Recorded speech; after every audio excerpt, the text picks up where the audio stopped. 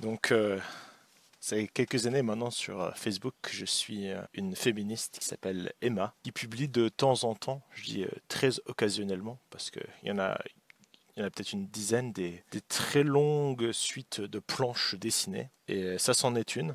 C'est une planche sur les tâches ménagères dans un... en fait, je sais pas si c'est un couple ou un mariage. C'est très important, l'un ou l'autre, mais là, ce n'est pas vraiment, c'est pas vraiment mis en priorité du tout, donc on va passer. Donc ça, c'est la première planche. Donc il y a un grand, il y a une grande écriture en haut qui dit ça se met où? Et il semble y avoir une pile de linge difforme dans une espèce de grande marmite, avec à côté un être complètement, enfin, je sais pas si c'est un homme ou une femme. C'est très dégenré, une espèce de légume. Regardez les jambes, genre. C'est vraiment les jambes triangulaires, le corps, le torse est genre un rectangle, c'est un peu difforme. Donc la vraie question, tu vois, c'est que je sais que c'est du linge, ça. Mais est-ce que c'est du linge propre qu'il faut plier ou est-ce que c'est du linge sale qu'il faut mettre à la machine? Donc la question, ça se met où, est plutôt légitime. Mais comment on peut savoir, puisque nous, on n'a pas de sens de l'odorat, il n'y a pas de pictogramme pour indiquer l'un ou l'autre. Donc on va essayer de voir la réponse que Emma porte à cette énigme de ça se met où le linge. Donc là, c'est l'histoire de Jean Martin qui aimerait bien faire sa part de tâches ménagères, mais à chaque fois que je fais le ménage, ma femme dit qu'est-ce que c'est mal fait et elle repasse derrière moi. Du coup, je la laisse tout faire. Donc la vraie question, c'est déjà quel est le nom de la femme de Jean Martin, premièrement. Quelle est leur situation? Quelle est leur relation? Sont-ils mis d'accord préalablement sur qui allait faire quoi? Qui apporte quoi à la relation? Ont-ils des enfants? Combien de temps travaillent-ils tous les deux? Combien d'argent ont-ils? Quelle est la superficie de l'endroit où ils habitent? Ce sont toutes des questions très importantes, mais le plus important, c'est de dire qu'il est incompétent quand il s'agit de faire des tâches ménagères. La vraie question, c'est est-ce que c'est fondamentalement important d'être bon à faire des tâches ménagères? Et la réponse est non, parce que tout simplement, les tâches ménagères, certes, c'est important si on veut vivre dans un endroit qui est correctement maintenu, mais ce sont des choses qui doivent être réparties entre les différentes personnes qui habitent l'endroit et d'éventuelles personnes qui viendraient nettoyer l'endroit, au cas où. Donc là, ça me laisse très perplexe. Regardons la prochaine slide, voir si ça nous éclaire un peu plus sur la situation. Ah, bah voilà, là ils nous introduisent la femme. Si Clarissa, la femme de Jean Martin, est moins dans le contrôle et savait lâcher prise. Tu es sûr, Martin? Oui, mais oui, t'inquiète pas, je te rattrape. Ils en feraient tous les deux autant, non? Eh ben, ça c'est une question rhétorique qui n'a pas vraiment de sens parce que on ne sait pas qui fait quoi dans la relation. Et il y a toujours des rôles différenciés dans une relation, tout simplement parce que si les deux passent 50% du temps à la maison, 50% du temps au travail, aucun des deux n'a un temps complet, ils sont donc dans l'enfer du temps partiel, ils n'ont donc pas les revenus pour s'occuper d'une famille. Donc l'idéal, ce serait qu'un des deux ait un temps partiel et que l'autre ait un temps complet, le temps partiel, faisant les tâches ménagères parce qu'il rapporte moins au niveau argent et calories au foyer et qui doit donc, en même temps de s'occuper des enfants, s'occuper des tâches ménagères. Mais ici, il semblerait que ces êtres difformes, regardez, on dirait vraiment, je ne sais pas pourquoi elle monte une corde. Honnêtement, monter une corde, c'est extrêmement difficile. C'est beaucoup plus facile de juste communiquer ce que tu veux à la personne avec laquelle tu es. Alors, regardons le prochain slide. Je suis sûr qu'il y a une blague à 2 francs, donc on va regarder chaque. Ah, d'accord. Donc, ben, au fait, non. Donc, en fait, ah, 2 secondes, 2 secondes. Donc, elle est genre en haut d'une corde sur laquelle elle aurait pas dû monter, et puis lui, il vient la voir pour lui dire ouais, tu peux descendre, je te rattrape, et après, genre, quand elle descend, lui il se casse, d'accord, ok. Donc c'est le genre de relation où quand les gens parlent, ça ne vaut rien, d'accord. Donc ça, c'est le standard de relation dans lequel on est. C'est très bien. Je rappelle que autant elle que lui se sont choisis mutuellement pour entrer dans cette relation. Donc pourquoi est-ce qu'elle est là? Pourquoi est-ce que elle est dans une relation où quand son conjoint ou son mari lui parle, ça n'a aucune valeur. Je vous laisse penser à ça. Il faut une certaine méditation dans tout ça, genre. Allez hop. Vous aurez beau laisser la poussière s'accumuler et le panier de linge sale se remplir, c'est mon coach de vie qui va être fier de moi. D'accord. Donc, la solution quand votre conjoint ne fait pas le ménage et qu'il ne fait pas la vaisselle parce que il pense que c'est pas son rôle ou qu'il ne sait pas faire, ce n'est pas de lui parler en communiquant, ce n'est pas de négocier un contrat de couple vis-à-vis de cette personne, c'est pas de dire ce qui va pas et de dire d'essayer de trouver une solution ensemble. La solution, c'est de ne rien faire comme un enfant de 12 ans. J'ai des collégiens, moi, en cours, et il y en a certains d'entre eux, leur stratégie pour le cours d'anglais que je fais, c'est d'attendre que le cours se termine. Ils ont du travail à faire en anglais, ils sont pas bons en anglais, ils ont beaucoup de choses à voir en anglais, mais leur stratégie reste définitivement ne rien faire, d'être statique et d'attendre que le cours se passe. Donc là, j'aime bien la pose un peu yogaesque de la femme, son grand sourire, c'est vraiment... En fait, si elle ne fait rien, elle se sent bien, en fait. C'est pas genre qu'elle trouve de la satisfaction dans faire des choses qui aident sa famille, qui aident le monde. Non. L'idéal pour elle, c'est de ne rien faire. C'est vraiment très bien. C'est une femme moderne. Continuons. Ah, la plus grande part du boulot vous retombera quand même dessus. Maman, il n'y a plus rien à goûter. Et pourquoi Kevin, il n'est pas rentré? D'accord, ok. Donc, la question c'est, quand vous dites boulot, moi quand on me dit boulot, c'est un peu un euphémisme pour le mot travail ou labeur. La question c'est qui dans cette famille travaille le plus au niveau temps et au niveau argent rapporté. Parce que je considère tout à fait que d'être une femme qui est à la maison et qui s'occupe des enfants au lieu d'avoir des larbins sous-payés qui touchent 800 € par mois, qui sont dans une école où ils donnent même pas à boire à vos gamins, c'est mauvais. C'est mieux d'avoir une femme qui fait ça. Surtout si c'est une femme conciliante, compétente, féminine et tout ça. Mais la question c'est, dans cette relation, qui est à la maison le plus longtemps? Qui passe le plus de temps à la maison?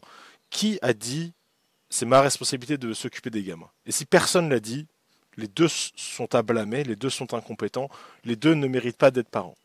La question c'est qui, dans l'implicite du couple, doit s'occuper des enfants, qui passe le plus de temps à la maison, qui sait faire les tâches ménagères le plus rapidement et le plus efficacement. Voilà. Donc là, on voit que si la femme n'intervient pas, les pires conséquences qui arrivent, c'est qu'il n'y a rien à manger pour les enfants et qu'un des gamins est sans doute à son cours de foot ou de sport, je ne sais pas.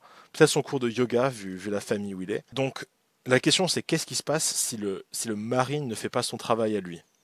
Combien de temps ils peuvent rester dans cet appartement bordélique qu'ils appellent chez eux? Car derrière le faisceau médiatique autour des femmes qui font trop, il y a la réalité une majorité de tâches indispensables à la vie de famille. L'ironie, c'est que là, il y a écrit classer les serviettes par couleur, qui est une tâche complètement inimportante. Par contre, j'aime bien comment toutes les tâches qui sont vraiment importantes, elles sont derrière. Genre école, repas, devoirs, rendez-vous, cours, vêtements, santé, tri, vaccin, qui sont des choses quand même beaucoup plus importantes et logistiquement beaucoup plus dures. Je vous dirais que classer les serviettes par couleur, c'est une espèce de blague. Je ne sais pas pourquoi. Je sais pas pourquoi il y a une blague, c'est un sujet sérieux.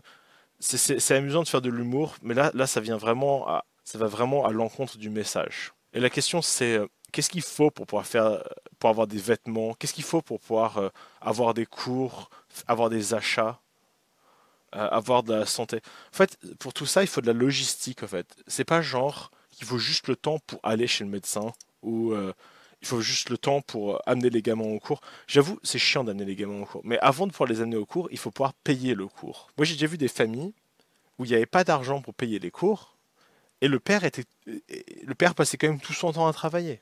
Et la question, c'est qu'est-ce qui se passe de cette famille? Qui travaille le plus? Et je pense qu'il n'y aura jamais la réponse à ça. On va voir ce que ça donne. Hop là, chaque. D'autant plus indispensable qu'en cas de manquement, les conséquences retombent le plus souvent sur les femmes. Vous direz à maman de lui acheter un manteau plus chaud. Donc là, c'est une sorte de situation où le père vient chercher l'enfant à l'école et la prof dit la question c'est là c'est pas le même père et c'est pas le même gamin que dans le slide d'avant. Donc, je crois que ça c'est plus un cas général qui ne parle pas de notre famille à nous. Et la vraie question c'est est-ce que ce père là est comme le père là, je crois que c'est Jean-Marie, ou pas. Parce que si ce père est comme le père qu'on a vu dans la première partie, qui est complètement incompétent et incapable de gérer quoi que ce soit du cercle familial, c'est normal que la prof lui dise de faire référence à la maman. Mais là, la vraie question, c'est si lui, il n'est pas comme ça, si lui est capable d'acheter un manteau, si lui il est tout à fait compétent dans cette sphère de l'économie familiale, alors là, c'est la maîtresse qui est sexiste. Parce que c'est elle qui implique la mère dedans. La mère n'est même pas là. Il est possible que ce soit un père unique. Que la mère ne soit pas impliquée du tout. Pourtant, on peut voir que elle implique maman là-dedans.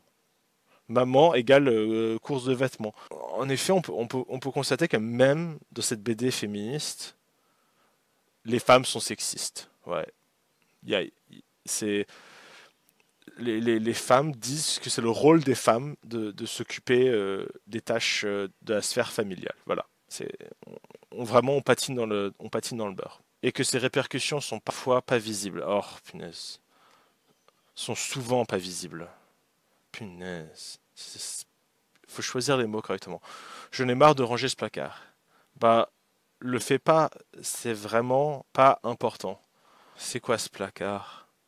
Moi, j'aime bien les placards où, quand tu l'ouvres, tu peux même pas distinguer ce qu'il y a dedans. Et j'aime bien comment. La vraie question, c'est à qui est ce placard? Parce qu'au fond, le placard, c'est quelque chose d'une sphère personnelle. Et si un placard, c'est le bordel, c'est le rôle de la personne qui l'utilise de le ranger, de choisir comment il organise les choses et de se débarrasser des détritus, parce qu'il y a toujours, je sais, tout le monde a des habits chez lui qu'il ne devrait plus avoir, qu'il devrait balancer, ou transformer en chiffon pour laver sa voiture. Et, et voilà, c'est tout ce que j'ai à dire là-dessus. Passons à la prochaine. Je suis sûr que ce sera un nouveau truc du placard. C'est sur le moment, putain, je trouve pas mon short et mon match commence dans 30 minutes. Qu'est-ce qu'il y a? Tu t'es fait mal? Oh, 2 secondes. Est-ce que c'est la même personne? Donc là, 2 secondes. Ils sont tellement difformes ces personnages, c'est un peu dur. Lui, on dirait qu'il a perdu 20 kilos, elle a rajeuni 10 ans entre les images. Donc ouais, c'est normal parce que c'est normal que tu trouves pas ton short parce que tout simplement, en fait, un système de rangement, en fait, les choses dont tu as besoin, tu sais où elles sont. C'est ça la base du rangement. Quand tu dois chercher les choses alors que tu les as rangées, alors c'est pas vraiment du rangement, c'est juste tu les as mis hors du chemin. Et la vraie chose, c'est que le rangement, non seulement tu dois mettre les choses hors du chemin, mais tu dois savoir où elles sont, tu vois. Et si tu ne fais pas ça, ben, tout simplement, ben, ce n'est pas rangé. C'est littéralement perdre les choses pour plus tard devoir les retrouver. Juste pour pas qu'elles ne t'embêtent dans le moment. En gros, c'est un peu contre-productif. Ok, bon, on va continuer. Dans le livre Libéré, Titiou Lecoq écrit que les femmes en couple hétéro, par leur conditionnement, tendent à faire du préventif et que les hommes du curatif. Les femmes préfèrent ranger et nettoyer avant que la saleté et le bordel ne s'installent. Les hommes choisissent de faire le ménage quand la malpropreté est visible et odorante et quand ils ne trouvent plus ce qu'ils cherchent. Là, on arrive à un point amusant, c'est que, en fait, chaque individu a ce qu'on appelle un seuil de tolérance différent. Et quand il s'agit du bordel, en gros du chaos que vous avez chez vous, chaque personne a un seuil de tolérance au bordel différent. Et la personne qui range, c'est la personne qui a le seuil de tolérance le plus bas. En gros, c'est celui qui, quand les autres diraient c'est rangé, lui dirait c'est le bordel. Voilà. Et la chose, c'est que dans un couple hétéro, comme elle dit, Ben, en fait, très souvent, la vaste majorité du temps, les femmes ont une tolérance au bordel moins grand que les hommes. Donc, la vraie question, c'est pourquoi? Ben, il y a probablement des explications biologiques et d'éducation, mais on va pas rentrer là-dedans. C'est juste que moi, j'ai déjà vu des couples où c'était l'inverse, où l'homme, comment dire, on peut dire qu'il était un peu féminisé, il était un peu féminin, et c'était lui qui avait une tolérance au chaos, au bordel plus faible, et c'est lui qui rangeait. Donc c'est pas du tout une règle absolue. Je vois qu'il cite pas d'article. Donc la vraie question, on va aller voir sur internet. Donc c'est bien Titu le coq. Est-ce que c'est une universitaire? Qui est-ce que c'est Titu le coq? Est-ce que Ah d'accord, donc c'est une journaliste féministe, blogueuse, essayiste, romancière. Donc c'est pas vraiment une chercheuse. DEA en sémiotique. Donc elle a un diplôme en sémiotique. Donc c'est un champ de recherche que je connais même pas. La sémiotique étudie le processus de signification, c'est-à-dire la production, la codification et la communication de signes. Elle est née, nanana. La sémiologie, elle, est issue des travaux de Patati. Se fonde sur le concept de signe formé par la relation entre des éléments perspectives, la signification et le sens donné à, à ce signifiant à l'intérieur d'un code plus ou moins construit, sens auquel on donne le nom de signifié vers l'anglais et tantôt traduit par sémiologie, tantôt... Ok, ok, donc c'est une pseudo-science, mieux reliée aux sources. Ouais, l'article Wikipédia est très mal organisé. Oh punaise. Ok, d'accord, donc c'est... En gros, c'est une de ces personnes qui sont dans les médias libéraux, qui est en 40 ans, sont non mariés, journaliste, blogueuse. Son blog officiel, c'est Girls and Geeks. Ok, d'ailleurs, bon, on peut aller voir. Oh, il y a plein de secondes, de secondes. Je vais vous montrer ça. Regardez. Ça, c'est le. Tiens, on voit des Hitler partout sur Internet. Girls and Geeks. Déjà, son site, il est mal codé parce qu'il il se met pas à l'échelle tout seul. Vous voyez, on peut même pas voir guide des chiottes. Ça, c'est vraiment. Là, c'est sexe. Ça, c'est toilettes. Donc, on voit le calibre de la personne. J'aime bien, c'est juste un site, c'est confinement partie 1, confinement partie 2. Jusqu'à où ça va ce site? Un enfant qui n'aime pas l'école, bah ça dépend. Ça c'est vraiment le truc typique. C'est comment dire? Apprendre, surtout quand tu sais pas apprendre, c'est extrêmement difficile. Donc comment dire? C'est quelque chose de difficile et dur et compliqué et toi tu dois te le farcir. Donc c'est un peu normal de pas être très heureux de le faire. Bibliothèque idéale des petits. Je forme une entreprise qui n'ait jamais eu d'exemple et dont l'exécution n'aura point d'imitateur parce que quiconque touchera à WordPress sera prémuni à ne jamais contre les désirs d'écriture. Bloguer est devenu une expérience cauchemardesque. Bien sûr. Le back-office est conçu comme si on allait écrire un scénario. Tout fonctionne par bloc. Tout est contre-intuitif. Tout est à chier dans la mélasse. Ok, d'accord. Donc, elle a pas l'air très heureuse, on va dire ça comme ça. Elle a plein de livres pour enfants, mon amour, avec un fils, avec une maman, il n'y a pas de papa.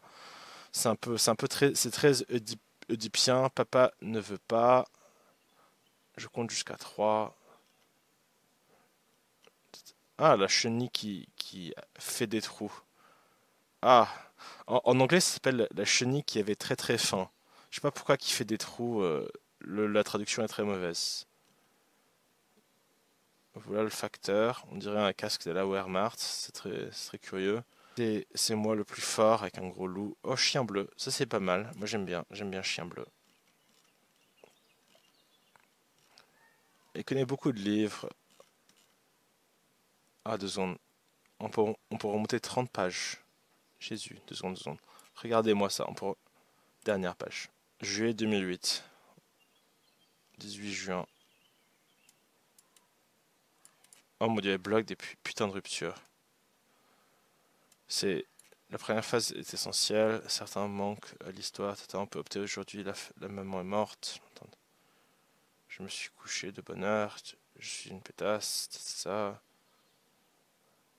Certains matins, avant d'ouvrir les yeux, on ne sait même pas que la journée sera merdique en souhaitant la rupture one day. Oh, ta gueule, toi. Chaque. Ça, c'est vraiment, c'est endless shit, hein. Genre, il y a 80 pages de ça. J'ai pas envie de vous retenir beaucoup plus longtemps sur ça. Le pire des geekeries. J'aime bien les images chargent plus, hein. No war. Wow, ok. On va aller. J'ai envie de voir d'autres onglets, genre d'autres choses qu'il y a sur son site. Les toilettes, etc. C'est vraiment. J'aime bien le selfie toilette. C'est. Richard Hattie.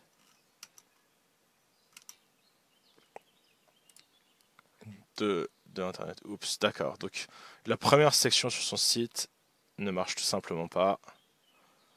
Ah, il y a un copyright, 2 secondes. Allons voir le copyright, c'est ça. Moi, j'aime bien les sites comme ça, genre, qui ont genre rien dessus.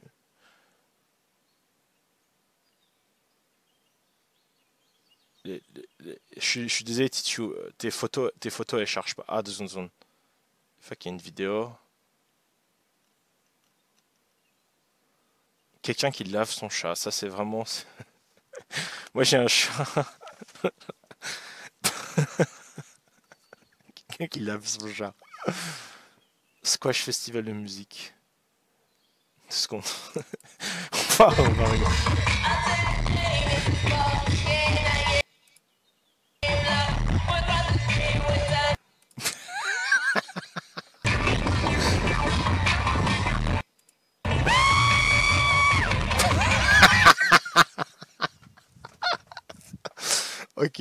Ok, ok, passons. Je crois que notre exploration de Titu Lecoq, c'est suffisant. Ok, d'accord. Genre, ce qui est trop bien, c'est quand quelqu'un est assez important pour avoir un article Wikipédia et avoir un blog, tu peux voir ce que la personne veut que tu vois d'elle. Et voilà, genre, bon, on a fait le tour de l'œuvre de Titu Lecoq. Enfin, pas de l'œuvre. 2 secondes. 2 secondes. Ok, on va être complètement gentil avec elle. On va aller voir.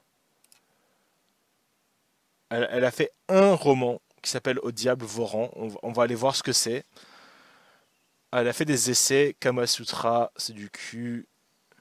L'encyclopédie de la web culture, c'est la culture web. Est-ce que ça existe vraiment la culture web? Je sais pas. Je suis dans le doute.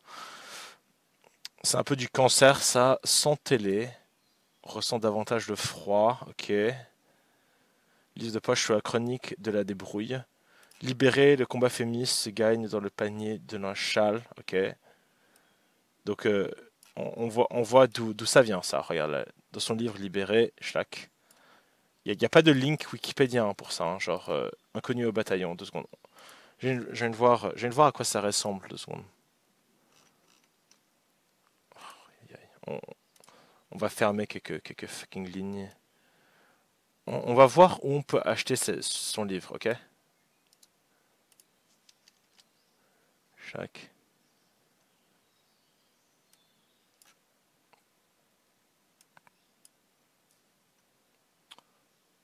Ah, d'accord. Voilà, on peut l'acheter à la Fnac. Il n'y a pas de lien pour Amazon, mais Fnac, ça existe.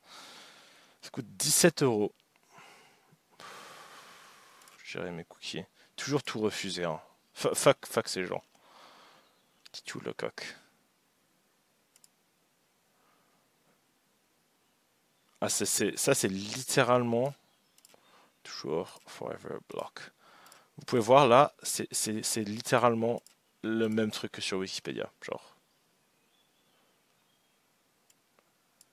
on voit qu'elle a probablement fait elle, parce que regardez, Honoré de Balzac et moi, genre, c'est. Ok, ok. De toute façon. Donc, elle a publié plusieurs livres, mais bon, on va. Elle a publié Honoré et moi, iconoclaste. En gros, elle se compare à Honoré de Balzac. Moi, j'aime bien me comparer à des personnages historiques comme ça. C'est pas mal. Ça permet de bien de bien se prouver qu'on est. D'accord. Catalogue. Le roman vaut rien, comprend des genres littéraires, des romans français étrangers. C'est une maison d'édition, d'accord. Ah, elle a ouvert sa propre maison d'édition après avoir fait un livre. Donc elle l'a créé en 2000 et depuis 2000, ça fait 1 million. Ok, donc c'est une maison d'édition qui est à moins 100 000 euros, essentiellement. Résultat.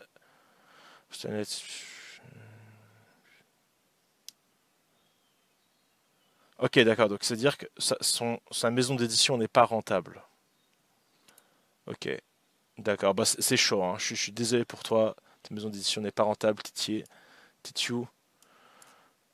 C'est des choses qui arrivent, hein. Moi aussi, j'ai fait des projets de passion, par exemple, cette chaîne YouTube. Beaucoup de choses dessus, les gens s'en battent les couilles, je comprends tout à fait. Donc allez, bon, on va aller voir. Faire du préventif, ça permet à la famille d'économiser du temps et de l'argent. Faut que je retrouve mes résultats d'analyse de l'an dernier, ça va prendre des plombes. Dans le bureau, la boîte santé. Vous savez, c'est que l'ironie, c'est que moi, je connais des. Par exemple, mon parent le plus proche, c'est mon père, et lui, il a une boîte où il stocke tous ses papiers individuels, hein. Et vous savez quoi? Moi aussi. Je ne sais pas comment cet homme peut avoir autant de barbe. Regarde cette barbe là. Genre cette barbe. Être aussi irresponsable.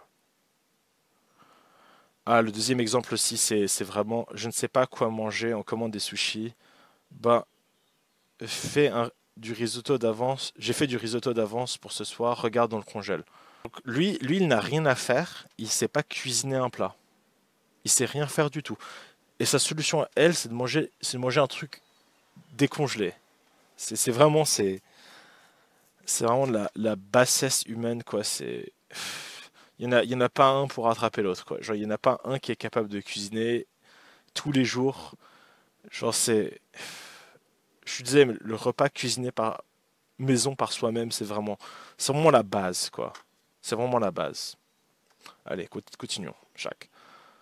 C'est aussi au long terme un moyen d'éviter de futures galères aux membres du foyer. De futures galères aux membres du foyer.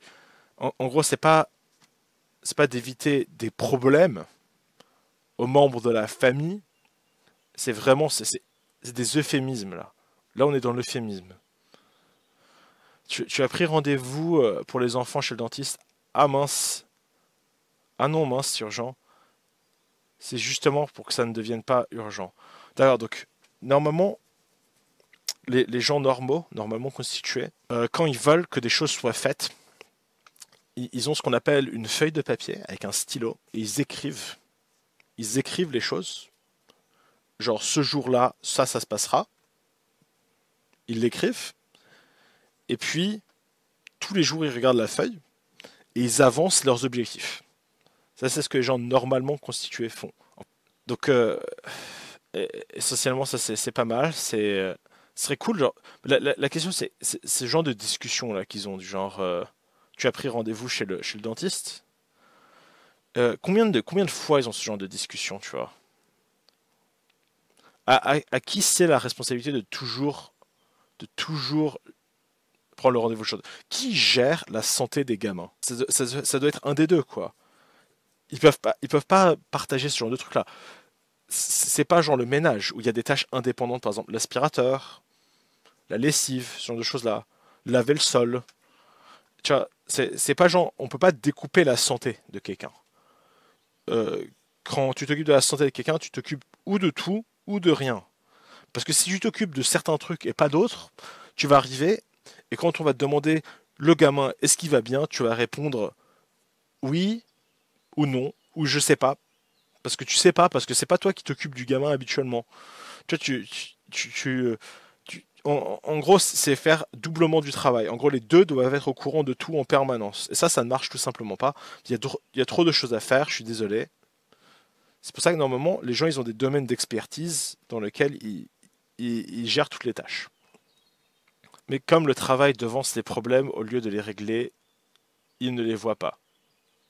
On a même de la chance dans la famille, on n'est jamais malade.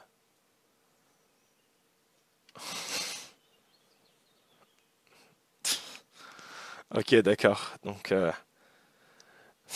moi, ça me rappelle une blague. C'est mon frère, il bosse dans une boîte et dans cette boîte, il y a des commerciaux. Et c'est pas ma blague, hein, mais c'est une bonne blague, donc je vais vous la dire. Et si vous me connaissez dans la vraie vie, vous l'avez déjà entendu parce qu'elle est bien. C'est une femme qui est une commerciale. Et quand tu es une commerciale, bah, tu travailles 60 heures par semaine, c'est tout à fait standard. Tu es tout le temps en train d'appeler les gens, tu vas essayer de leur vendre des trucs et tout. Et elle, je me souviens plus comment exactement, mais elle est malade. Elle est grave malade. En gros, on va dire qu'elle a un Covid, mais super musclé, quoi. En gros, elle est dans son lit en train de comater, totalement incapable de bouger. Et là, son mec, elle lui amène un repas qu'il a cuisiné. Et le repas est pas mal, hein, genre, elle mange le repas, elle est genre, ah, je me sens mieux. Et là, elle dit à son mec, tu vas devoir t'occuper de la vaisselle. Tu vois. Et son mec lui répond, t'inquiète pas, j'utiliserai le lave-vaisselle. Et là, elle le regarde, elle lui dit, je suis désolé, chérie, je sais que ça fait 6 mois qu'on habite ici et ça fait 2 ans qu'on est ensemble, mais on n'a pas de lave-vaisselle. Voilà. Et la chose, tu vois, c'est que dans le domaine d'expertise d'une personne, souvent il y a des choses que les gens qui ne sont pas dans ce domaine d'expertise ne connaissent pas, en fait.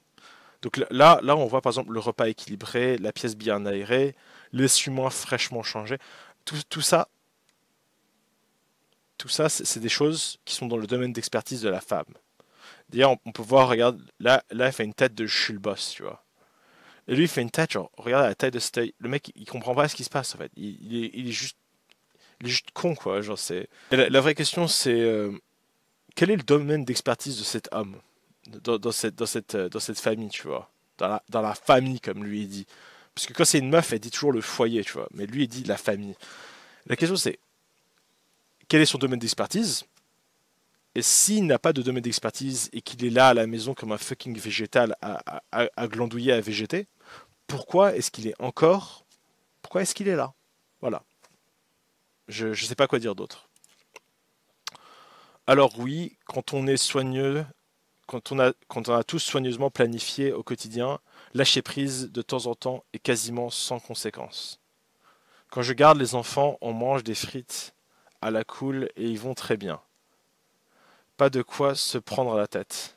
Se prendre la tête à leur faire manger des légumes tout le reste de l'année. En faire une règle de vie est une autre histoire, d'accord, ouais. Donc c'est un peu le père irresponsable qui sait juste pas s'occuper de gamins, qui est genre ouais en fait quand moi j'ai les gamins, tout ce que je fais c'est les soudoyer. Je prends aucun des choix difficiles qu'il faut vraiment prendre, d'accord, ok. Parce que c'est vrai que quand t'es le parent qui vit avec les gamins vraiment genre on continue et que t'as en charge de non seulement vivre avec eux mais aussi leur éducation et tout. Il y a beaucoup de moments où le gamin il est genre ouais en fait je veux juste pas faire ce truc difficile et toi t'es genre allez il va falloir faire ce truc difficile et tout et au fond quoi genre tu passes un peu pour un connard quoi pour un parent chiant alors qu'en réalité c'est vraiment toi qui es en train de bâtir le futur de tes gamins. Ouais, j'avoue c'est chiant comme position ça, c'est chiant. Et comment dire, normalement tu vois genre que tu dis se prend la tête à leur faire manger des légumes tout le reste de l'année. Honnêtement, si tous les repas que tu fais sont des repas de légumes, genre, Moi, je suis désolé, mais c'est pas un bon plan. Normalement, dans la semaine, t'es supposé faire genre 2 ou 3 repas différents, tu vois. Je sais pas, moi, dans une semaine, je fais un curry, je fais du poulet ou de l'agneau, comment ça s'appelle déjà là? Quand tu mets la chapelure dessus et tout, ouais, du poulet pané, tu vois, genre. Je fais des repas avec des steaks, des repas avec des haricots verts, des repas avec du riz, des choses comme ça, genre. Tu diversifies les repas, genre. C'est normal que les gamins ils t'apprécient pas si à chaque fois, genre, c'est des légumes bouillis à l'eau ou des trucs comme ça, genre. Honnêtement, les légumes, c'est vraiment je t'avoue, c'est plus difficile de faire des légumes que des frites ou des pâtes. Mais si c'est bien fait, les légumes, comparé à des fruits ou des pâtes, des frites ou des pâtes juste mal faites à la ramasse, c'est beaucoup, beaucoup moins bien, quoi. Allez, continuons. Je sais pas combien de diapos il y en a 1 milliard. Particulièrement quand on vit dans un petit espace. Ah, vous savez ce que j'entends quand je lis ça, c'est il y a 1 an et demi, on a fait une brocante dans Paris, on vendait des meubles. Et en fait, il y a une chose à Paris, c'est que les gens ils veulent des meubles, ils veulent des beaux meubles, mais ils n'ont pas de place. Donc en fait, ils ne sont pas capables d'acheter des meubles. Là, ça se sent, tu vois. 2 secondes, 2 secondes. On va aller voir. Où est-ce qu'elle habite? Où est-ce que tu habites, Emma? Hauteur avec un E, bien sûr. Ok. Où est-ce que tu habites, Emma? Allez, allez. Ah, on sait pas où elle habite. C'est pas dit. Mais ce qu'elle nous décrit là, c'est vraiment genre quelqu'un qui habite à Paris, quoi. Ok, ok. Genre, ok, d'accord, d'accord. Donc, je vais encore me charger de débarrasser, sinon les enfants n'auront pas leur place pour faire leurs devoirs. D'accord, donc en fait, la chose, tu vois, c'est que quand tu ne fais pas de contrat avec les gens, que tu négocies pas avec les gens, que tu donnes pas de responsabilité aux autres, en fait, tu finis par tout faire. Moi, j'ai déjà été dans cette situation. C'est pas une situation très plaisante. Aussi, la question, c'est quelle est l'importance de la chose? La chose, c'est est-ce que vous avez un lave-vaisselle? Combien d'enfants vous avez? Quelles sont les tâches que tu confies aux enfants? Ouais, voilà, il y a plein de choses qui rentrent en compte là dans cette situation. Là, essentiellement, c'est vraiment, il y a le sèche-linge de la douille. Je sais, j'en ai un aussi à la maison. Vu le prix de l'électricité, le sèche-linge c'est quand même très cher, donc autant juste étendre ton linge.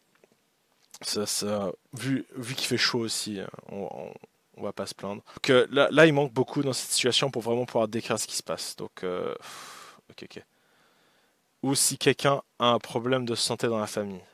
Ah maman, tu es rentré, on ne trouve pas ma ventoline dans le meuble de la salle de bain, mon lapin. Mais je ne comprends pas, chérie. Tu as bien passé l'aspirateur dans sa chambre? Ah non, c'est pas sale. Ok, d'accord. Donc là, l'espèce de truc qui dit qu'elle a le cancer, quoi. La chose, tu vois, c'est que là, le gamin, genre, vu sa taille, comparé à elle, il est probablement au collège. Ouais, au collège, en fait, ton gamin, il est supposé il est supposé savoir comment tu organises la pharmacie, il est supposé passer de l'aspirateur dans sa propre chambre. Il est peut-être même supposé passer l'aspirateur dans l'appartement entier. Surtout si c'est un petit appartement parisien où la porte d'entrée est à côté du canapé. Ouais, voilà. Donc je vous laisse méditer sur ça. Le gamin, il a été déresponsabilisé. La mère est surresponsabilisée. Le père, regardez, c'est un adolescent. Il est en train de sourire. Il a un petit sourire sur le coin de ses lèvres. Il est complètement con, il sert à rien. Voilà, c'est une dynamique de famille complètement malsaine. Mais ce qui se passe, c'est que pour Emma, c'est normal. Donc, et même si malgré tout ça, Clarisse décide fermement d'en faire moins, Jean-Martin pourra toujours trouver un moyen de se comporter en slacker. En slacker, ouais. Ok. Quelqu'un qui se débrouille pour s'échapper au corvée, d'accord. En français, on a un mot pour ça. On n'est pas obligé d'utiliser le mot en anglais. Ça s'appelle un nulard, un paresseux, une loque. Mais au lieu, tu vois, c'est vraiment, c'est littéralement. Je suis citoyen américain, mais même moi, quand je suis en France, j'utilise pas des mots en anglais. Tout simplement, c'est paresseux, c'est un slacker. Dis loque, bordel, dis loque. C'est une loque, son mari. Ah, la poubelle est super pleine. Mais la question, tu vois, c'est que c'est pas ça que tu es supposé dire. C'est supposé dire, chérie, tu peux descendre la poubelle pendant que tu retournes au travail. Mais tu vois, genre, normalement, tu vois, genre, tu lui sors la poubelle et tu lui donnes, et il la descend, tu vois. Genre, cette interaction-là, elle est déjà malsaine, tu vois. C'est déjà, tu vois, le mec, tu vois, ce mec-là, ça se voit qu'il est clairement pas habitué à descendre la poubelle. En gros, il ne voit pas la poubelle comme sa responsabilité, et elle, au lieu de lui dire, ta responsabilité, c'est de descendre la fucking poubelle, s'il te plaît, chérie, descends la poubelle, fais-le, comme ça, moi, je peux remettre un nouveau sac ou je peux nettoyer la poubelle pour pouvoir refaire un cycle. Mais là, on n'en est pas là. On n'est pas dans une relation productive. On est dans une relation de paresse. On est dans une relation où ils essaient de se passer les corvées les uns aux autres. C'est juste mauvais. L'attitude des slackers a été étudiée par Francine Dutch, chercheuse et écrivaine américaine. Elle a interviewé pendant plus d'un an de nombreuses familles sur la question du partage des tâches et a publié ses observations dans l'ouvrage Halving It All. Ouais. En 1999, l'attitude des femmes ne justifie certainement pas à elle seule la répartition inégale des tâches dans le foyer. Dans un couple, les hommes se battent pas du tout pour prendre leur part. Ils considèrent les services domestiques de leur femme comme acquis. Bah, considèrent le service domestique de leur femme comme acquis. La question c'est, honnêtement, moi je n'ai jamais vu une femme garder chez elle de façon permanente un homme qui n'a pas de travail. Donc la question c'est, l'homme il travaille, la femme elle fait les tâches domestiques ou les services domestiques comme ils disent là. Cet équilibre, est-ce qu'il est vraiment si injuste? On va aller voir qui c'est Francine. Je suis sûr, il y a des pots cassés dans sa recherche. C'est comme Kaufman, hein. Genre, c'est juste une question de temps avant qu'on voit que son champ d'étude principal, c'est la taille des soutiens-gorge ou des choses comme ça. C'est un cercle vicieux. Après la naissance de leurs enfants, les femmes commencent à réduire leur temps dans le monde du travail et le travail de l'homme devient plus important, qui rend la maison comme espace vital pour elle. Ok, d'accord. Et là, on voit clairement, genre, ce que j'ai lu, c'est là, hein. Donc, l'égalité existe sans magie. Les maris et les femmes deviennent égales, partagent ensemble, combattent, négocient et construisent en avançant. La grande nouvelle, c'est que malgré sa rareté, le partage égal n'est pas la prérogative d'une élite spéciale. Éviter les problèmes de la vie de maison, construire autour d'une super femme ou des super femmes du passé. Les gens qui partagent de façon égalitaire sont des humains ordinaires, simplement inventant et réinventant une solution au dilemme de la famille moderne. D'accord, ok, très bien. C'est très optimiste. Ça, c'est une vraie chercheuse, je crois. Ah, ok, d'accord. Donc, elle vient d'un collège privé. Non, on dit collège, mais collège en anglais, c'est-à-dire université. C'est un faux ami, hein. Donc, ouais, ok. Donc, c'est une universitaire. Elle a un PhD de psychologie sociale. Ah, c'est très intéressant, la psychologie sociale. Mais bon, là, c'est vraiment, ces citations-là qui sont là, c'est vraiment de l'activisme, quoi. Il y a pas de constat, elle cite rien, c'est juste genre idéologie, idéologie, idéologie. C'est ok, ok. Donc on va continuer. Schlag. Elle est un peu difforme comme les personnages que Emma dessine. Ils ne vont pas le dire ouvertement car aujourd'hui ce n'est pas acceptable, mais ils continuent de résister et pour ça ils utilisent des stratégies indirectes. D'après l'INSEE en 2010, les femmes consacrent 1h26 de plus par jour que les hommes aux tâches domestiques. Ah, 2 secondes. La vraie question, c'est combien les hommes et les femmes travaillent au travail, quoi. Distribution des revenus salariales. Ok, d'accord. Les conditions. Taux d'activité. Bon, on peut regarder ça comme ça, regardez. Regardez les temps complets. Les hommes, c'est 80, les femmes, c'est 78. C'est-à-dire que 90% des hommes sont en temps complet. Les hommes travaillent plus. Quand ils travaillent, ils sont plus en temps complet et ils sont moins en sous-emploi. Donc, regardez, c'est vrai pour tout. Genre, toute la colonne. Sur toute la colonne, les hommes ont au moins 10 points d'avance sur les femmes. Donc, la question, c'est quoi la différence entre un temps complet et et, euh, et un temps partiel? C'est plusieurs heures. Donc, c'est-à-dire que les hommes, je pense qu'ils travaillent plus d'1h26 que les femmes. En gros, non seulement ils travaillent plus, mais ils travaillent dans un environnement qui est pas chez eux, quoi. C'est un environnement de travail professionnel où c'est pas genre tu peux être en survêt ou en tenue de beauf, tu vois, comme je le suis actuellement avec un t-shirt orange. C'est, c'est, donc c'est très joli ça. Ça sonne bien quand tu le dis, mais en fait, quand tu regardes les stats, ça marche pas, en fait. Parmi les stratégies, on trouve la résistance passive. Lundi, oui, oui, je vais le faire. Mercredi, c'est pas fait. Vendredi, c'est la dèche. Dimanche, elle le fait elle-même. La question, c'est ça, c'est est-ce que c'est une négociation? Est-ce que c'est un couple qui fonctionne quand quelqu'un dit oui et que l'autre et qu'après il ne le fait pas? Est-ce qu'il y a confiance dans ce couple? Est-ce que c'est un couple fonctionnel? La réponse est non. C'est-à-dire que cette femme a choisi un homme qui lui ment en, en la, en- quand ils sont face à face, quoi. C'est même pas un mensonge de mission, c'est pas un mensonge parce que le mec, il a pas fait gaffe. C'est un mensonge, mais direct. Direct. C'est elle qui l'a choisi, hein. Ils se sont choisis mutuellement. Voilà. La mauvaise humeur. C'est vraiment une, disons, c'est vraiment une stratégie passive, la mauvaise humeur. Moi, j'imagine le mec qui rentre après 11 heures de travail, il part à 8 heures, il rentre à 22 heures, et là, la personne lui dit de passer l'aspirateur. Ouais,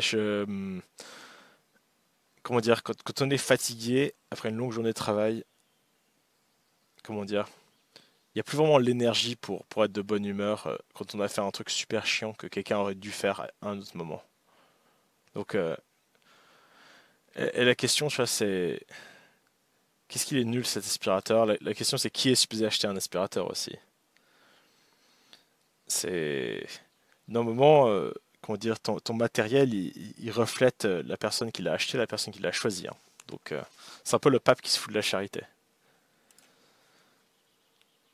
Le zèle excessif. T'as toujours pas émissé l'oignon, la poêle est chaude et j'ai coupé tout le reste. Mais non, j'ai regardé une vidéo sur internet, ils disent que disent les tranches de 5 minutes, de 5 millimètres d'épaisseur. Aïe aïe aïe aïe. Mais mec, oh mon dieu, elle est tellement fat cette femme, regarde-moi ça. Lui aussi il est difforme, on dirait une espèce de... Quelqu'un d'aussi gros peut pas savoir cuisiner. Tout simplement parce que quand tu cuisines pour toi-même, tu deviens jamais aussi gros.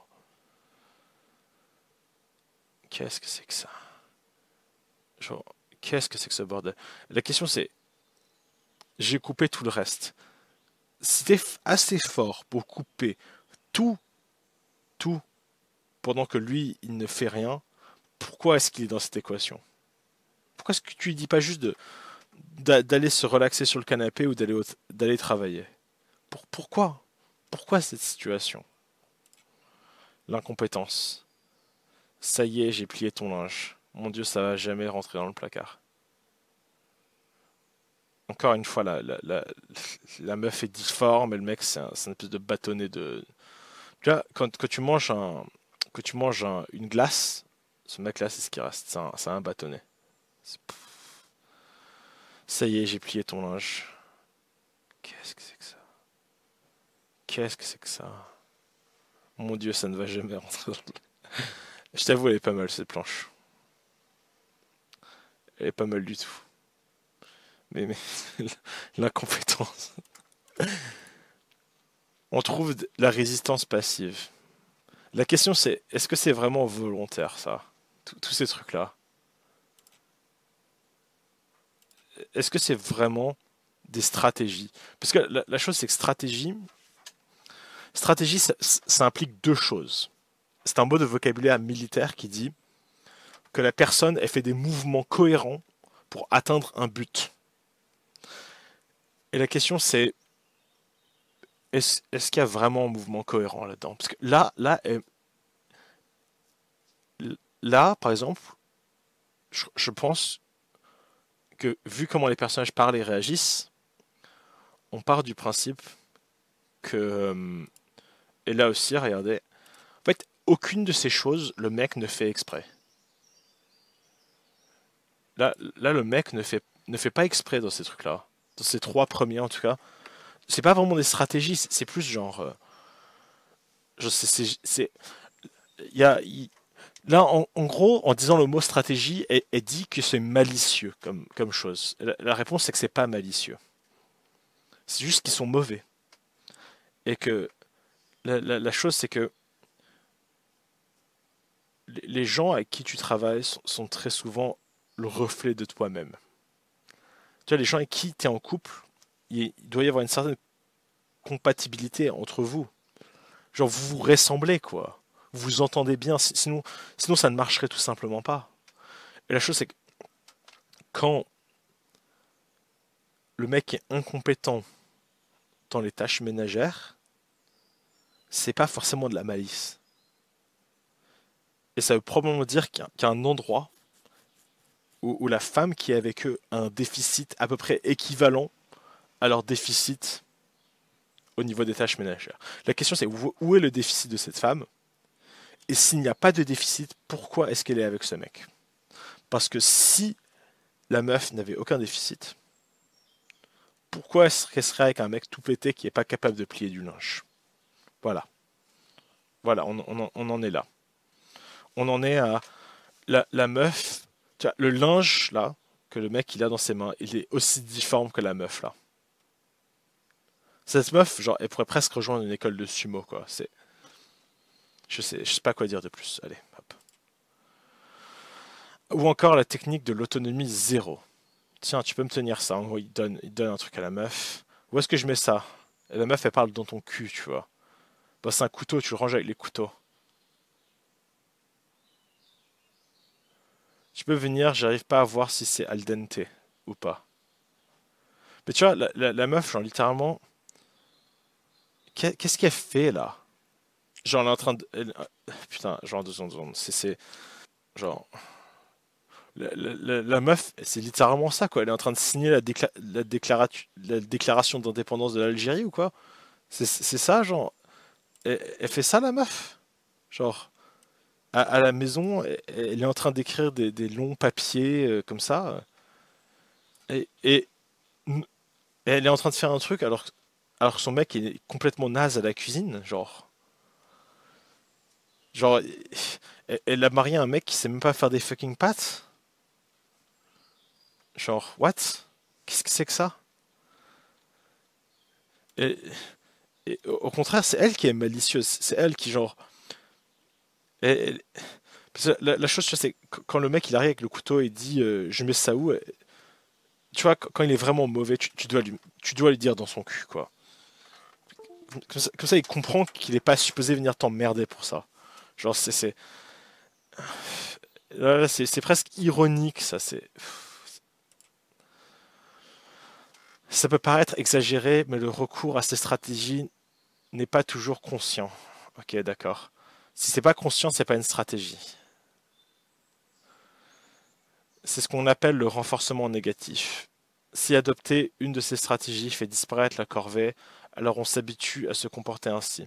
Si je traîne à faire les corvées, elles se font toutes seules, donc je traîne à faire des corvées. D'accord. Ça c'est tout à fait vrai.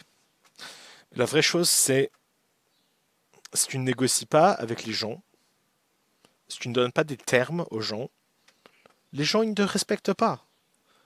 Si tu es trop faible pour faire que ta volonté ait lieu, bah, tu n'as pas de volonté, et ta volonté n'a pas lieu.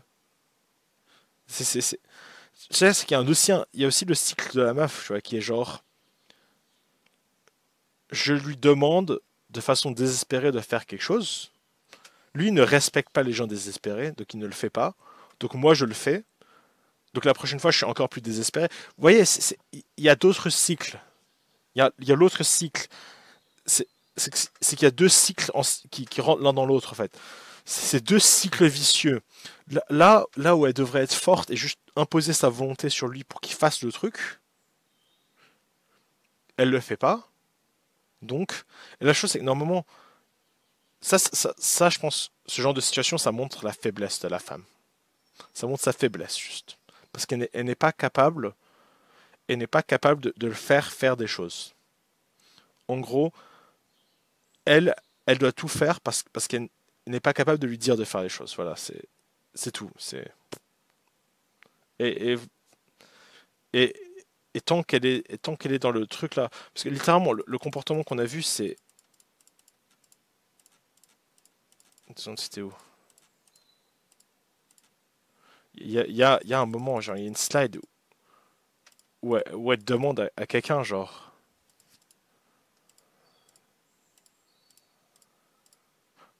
voilà c'est ça, tu vois, tu peux pas dire genre ouais la poubelle est super pleine, non tu dois dire tu peux descendre la poubelle s'il te plaît, ou tu vois, là le pointe, mais c'est pas genre je te confie la responsabilité de toujours mettre le linge dans la machine à linchal, tu vois. C'est pas genre une responsabilité, c'est une demande, regarde, genre elle est toute souriante et toute heureuse, elle pointe le truc, et c'est genre, c'est mou ça, c'est mou. Personne te respecte quand tu dis de faire des choses comme ça. Pas toujours conscient. Dans une étude réalisée, par... Putain, faut aller voir ce que c'est. C'est quoi le IPSOS? IPSOS. Qu'est-ce que c'est que ça? IPSOS. Je vais vous le montrer, hein, comme ça vous pouvez le voir. C'est une entreprise de sondage française créée en 1940.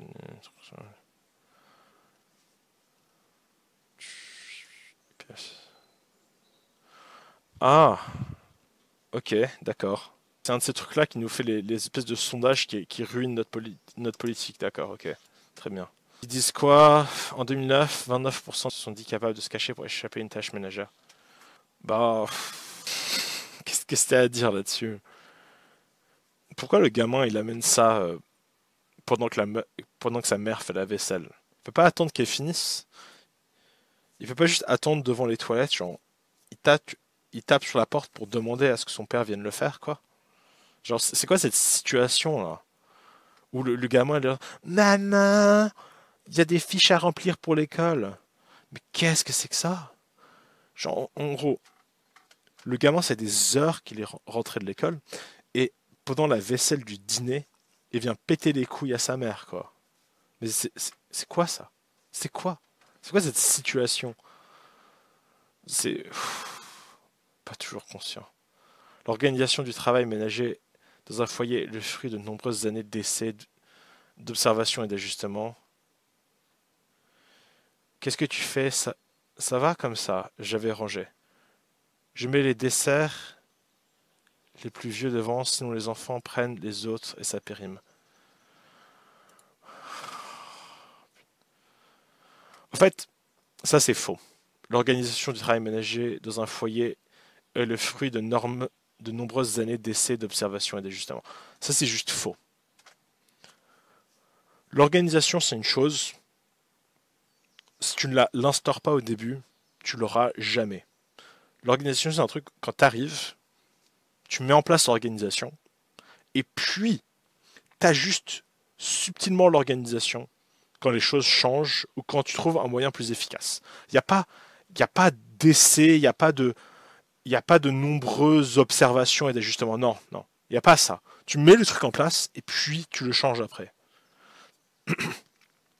Là, c'est comme dire, jouer aux échecs, c'est le fruit de nombreuses années d'observation et d'ajustement. Non, non. Tu joues aux échecs et puis le résultat de comment tu joues aux échecs dicte comment tu vas changer la façon dont tu joues aux échecs. L'organisation, c'est un truc, si tu ne l'instaures pas au début, ça ne s'instaurera jamais. C'est pour ça qu'il faut faire un contrat de couple entre les membres du couple, où ils donnent chacun des choses. Comme ça, il y a un sentiment d'équité et d'égalité dans le couple, et les choses se font. Et la chose, c'est que c'est les choses que tu donnes, c'est selon ton domaine d'expertise. Mais là, c'est ça, c'est un truc genre, tu mets les desserts les plus vieux devant. Mais oui, mais évidemment. Mais ça, c'est quelque chose que tu lui dis. Quand tu veux que quelque chose soit bien fait, tu montres à la personne comment bien le faire. Les choses sont pas évidentes, hein. Le diable est dans les détails. Prendre sa part de tâches domestiques n'est pas inné, ça nécessite du temps d'apprentissage. Pourtant, en 2017, lors d'un passage en France Inter, j'ai fait rire tout le plateau en présentant les choses sous cet angle. Au boulot, quand j'arrive sur un projet où quelqu'un est là depuis 2 ans, je me demande comment ça fonctionne. Eh bien, pour moi, au foyer, c'est pareil. Ouais, il faut se former auprès de son contremaître. Pourquoi est-il si difficile à admettre? En fait, là, c'est l'ironie ultime parce que, en fait, il y a quelque chose qu'on appelle l'économie familiale. C'est apprendre à faire tourner un foyer avec mari et plusieurs enfants. Et c'est un grand tenant de l'éducation, comment dire, qu'on considérait aujourd'hui comme traditionnelle. Donc essentiellement, là, ce que Emma nous dit, c'est qu'il faut retourner à une éducation plus traditionnelle.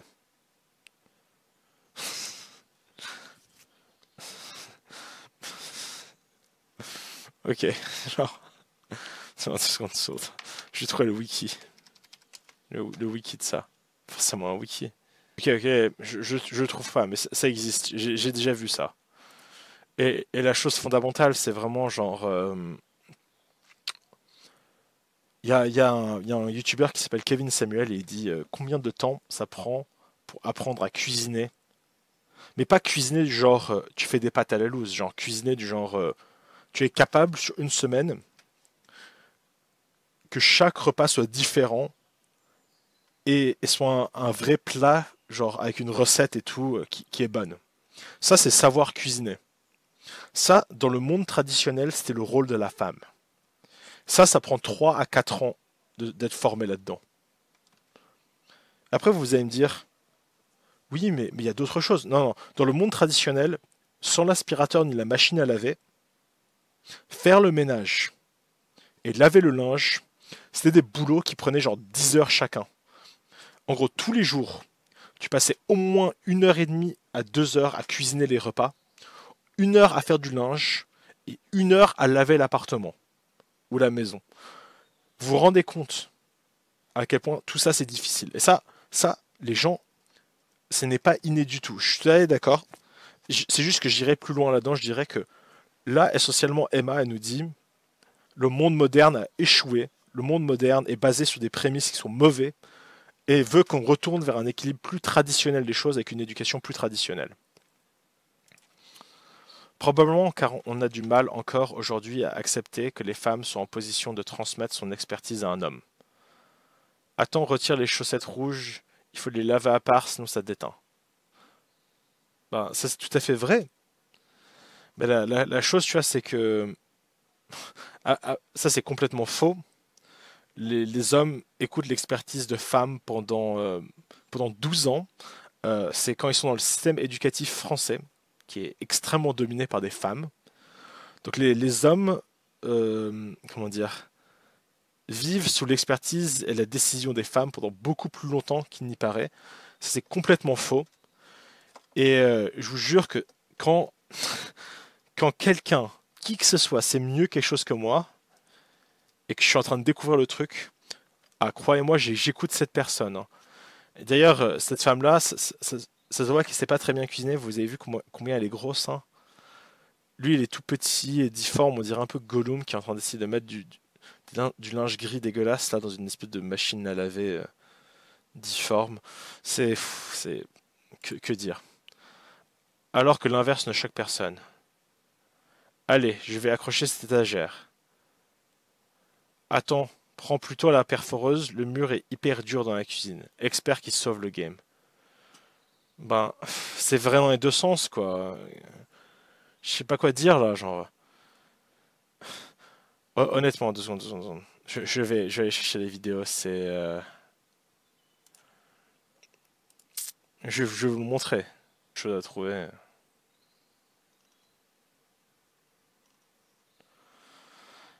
Aïe aïe aïe aïe aïe.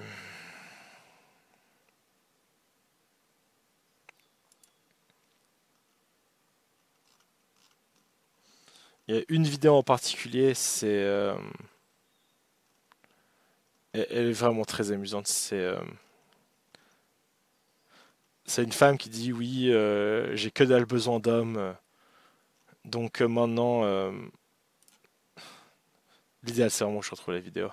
Oh, en gros, il dit oui, moi je vais faire cette tâche technique hyper chiante moi-même et tout, ça va bien se passer. Et puis, comment dire, la fille, en fait, sa voiture a plus de batterie parce qu'elle a oublié d'éteindre les phares.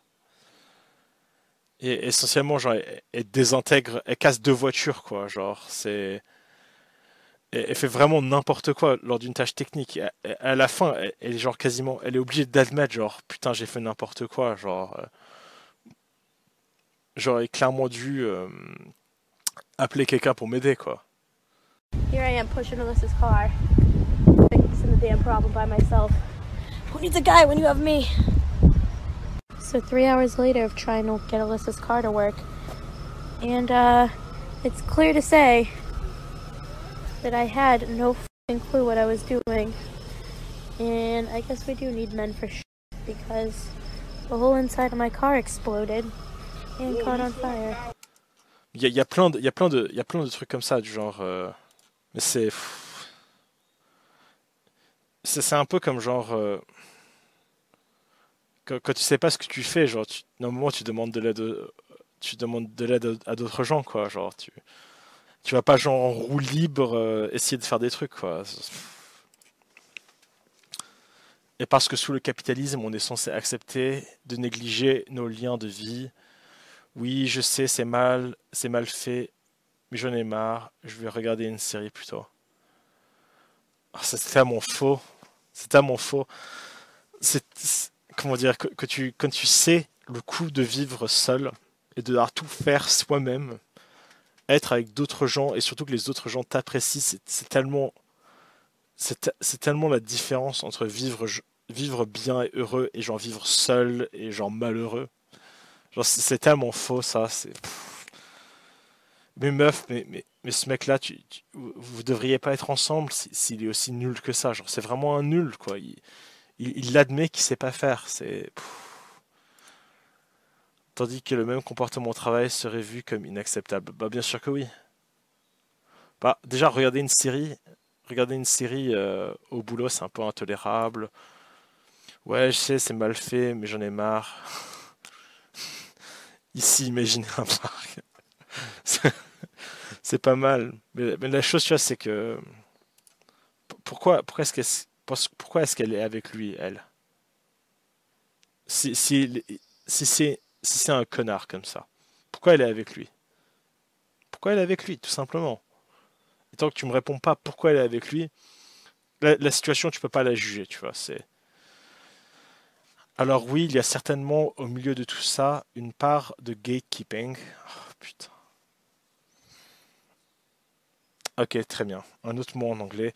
Gatekeeping, ça veut dire garder les gens hors des choses quand ils doivent pas y être.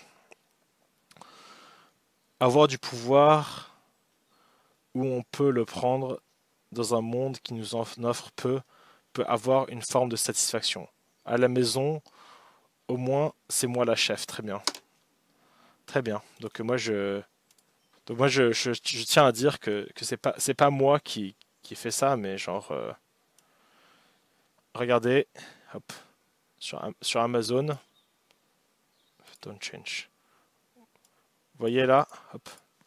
Ça c'est essentiellement ce que tu dis là, hein. C'est moi la chef, voilà, hop. Ça, c'est pour les femmes, schlack.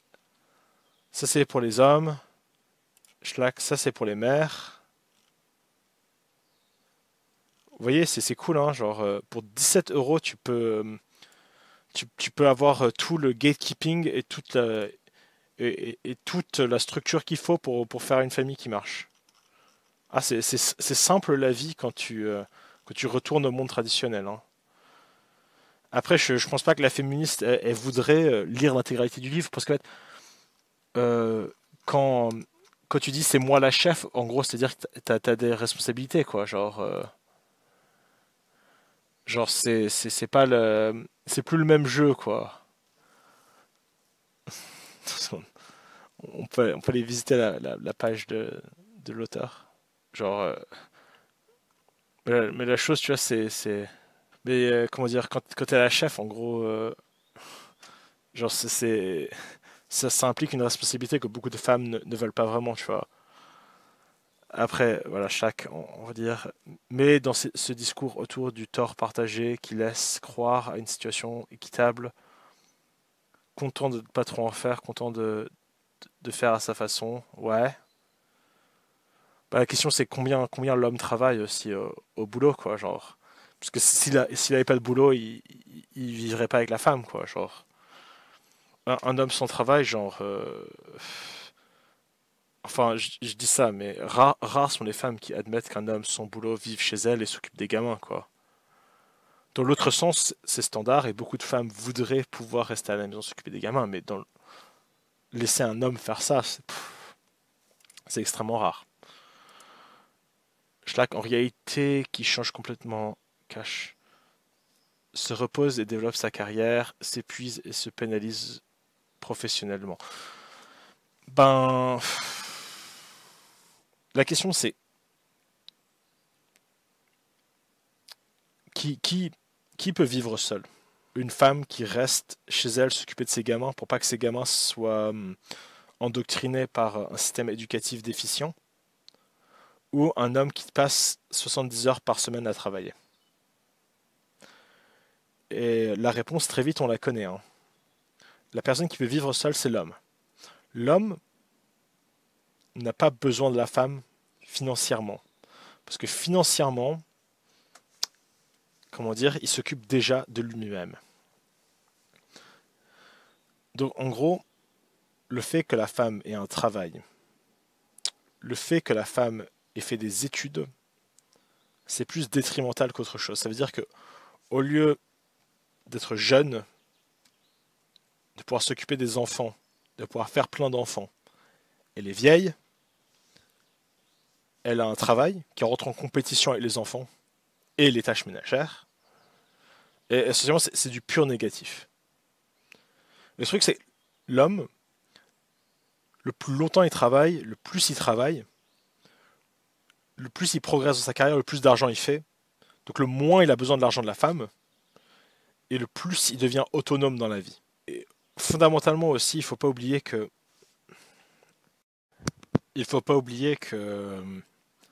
une personne, que ce soit un homme ou une femme, peut pas vraiment élever des gamins seul.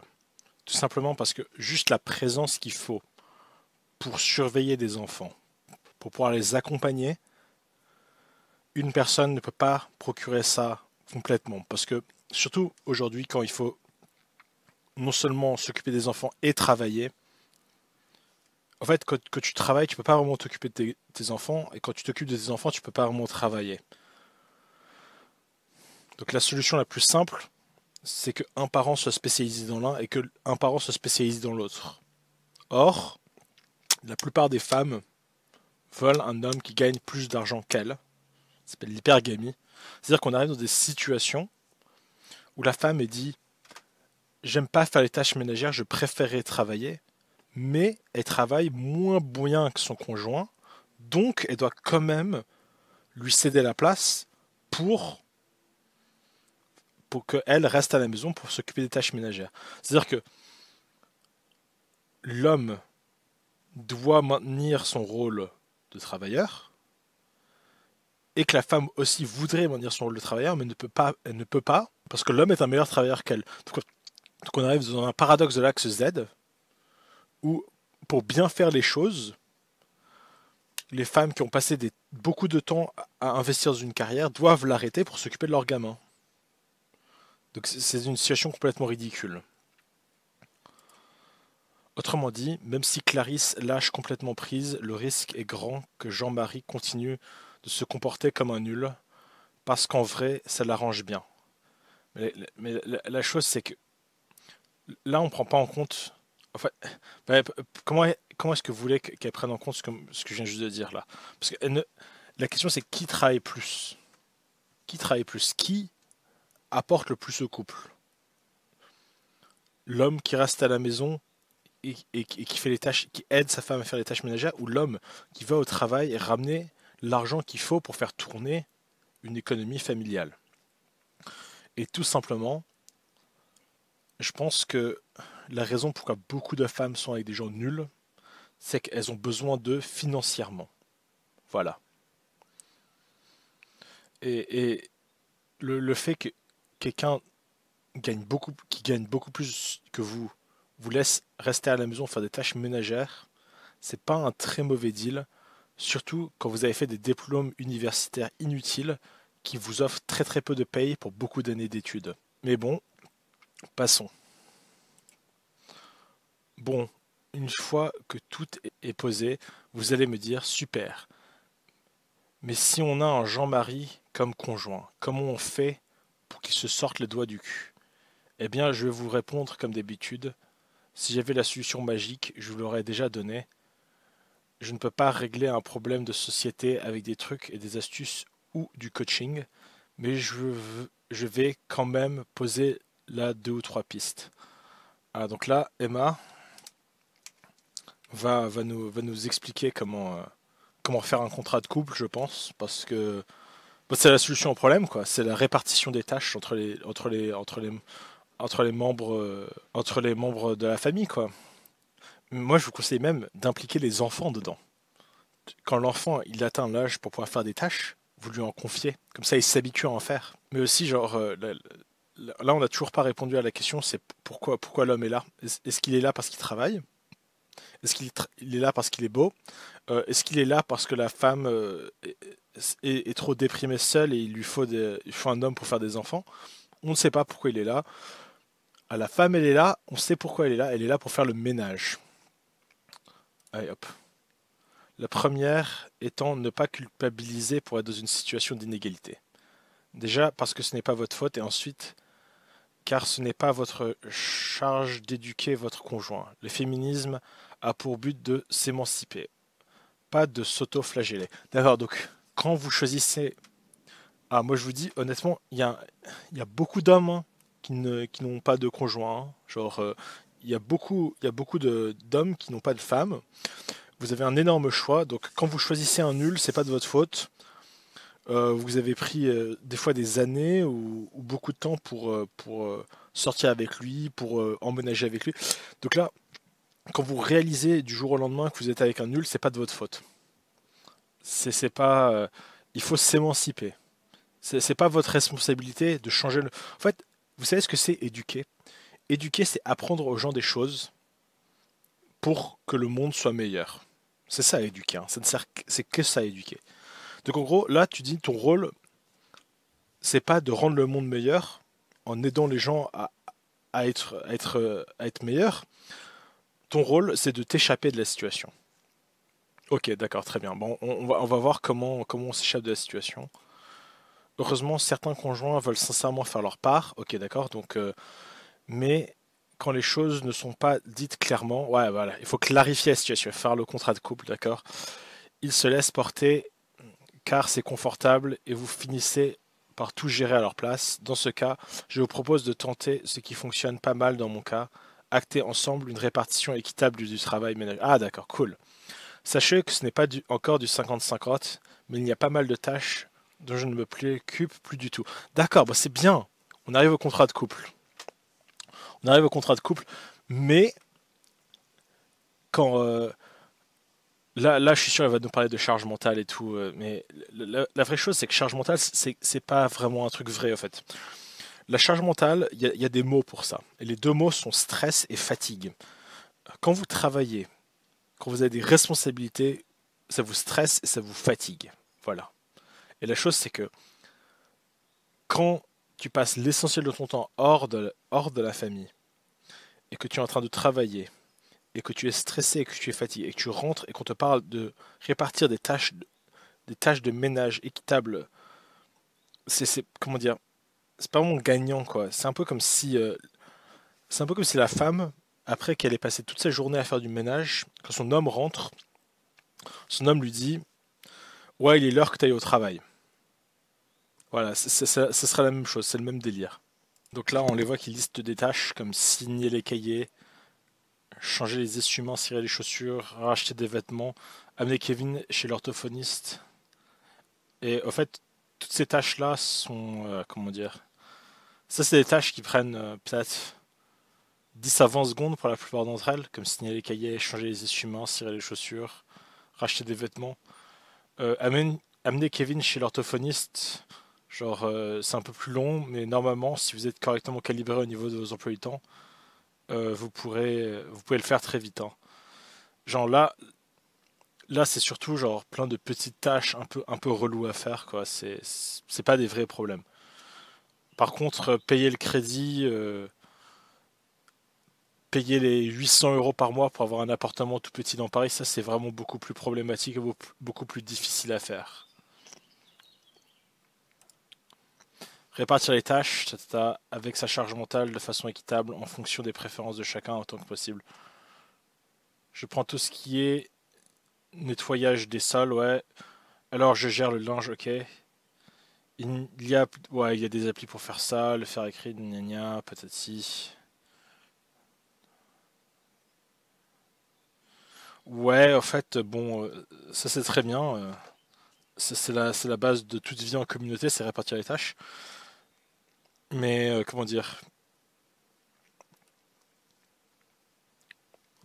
qu'est-ce qu'on fait pour les tâches que ni l'un ni l'autre ne veut faire? Ou qu'est-ce qu'on fait quand une personne passe 70 heures à travailler et n'est que là quelques heures par jour? Est-ce qu'on lui donne des tâches en plus? Je sais pas. C'est quand même là, c'est vraiment comment dire, c'est une belle idée, mais au niveau logistique, comment dire, c'est pas très clair. C'est pas vraiment un très bon guide, quoi. On s'engage à faire ces tâches correctement et à temps. Ok, mais là, c'est la question, c'est imagine quelqu'un s'engage à faire quelque chose, il va le faire à temps, mais à temps pour qui?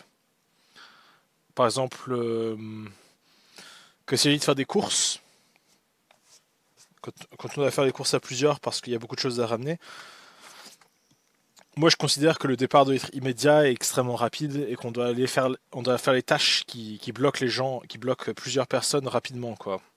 Par exemple, le déjeuner doit être fait à une certaine heure et tout. Moi j'ai des standards très axés dans le temps. Moi je connais des gens aussi, mais ils sont pas du tout comme ça.